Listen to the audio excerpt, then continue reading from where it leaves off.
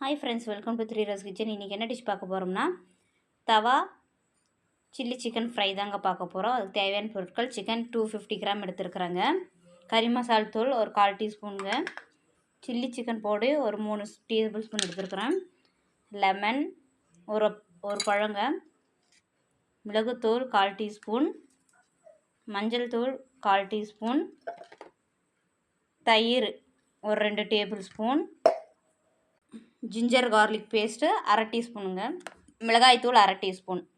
மேக்னேஷன் பண்ணி வச்சு அரை மணி நேரம் கழித்து காட்டுறேங்க. கடலை மாவு ஒரு டேபிள் ஸ்பூனுங்க, நல்லா கிறிஸ்பியாக இருக்கும். இப்போ பாருங்கள், சிக்கன் நல்லா 1 மணி நேரம் நல்லா ஊறிடுச்சு. இப்போ பாருங்கள், தோசைக்கல்லில் ஆயில் ஊற்றி நம்ம சிக்கனை பொரித்து எடுத்துடலாங்க. இப்போ ரெடி ஆகிடுச்சிங்க. வேறு பிளேட்டில் மாற்றிட்டு காட்டுறீங்க.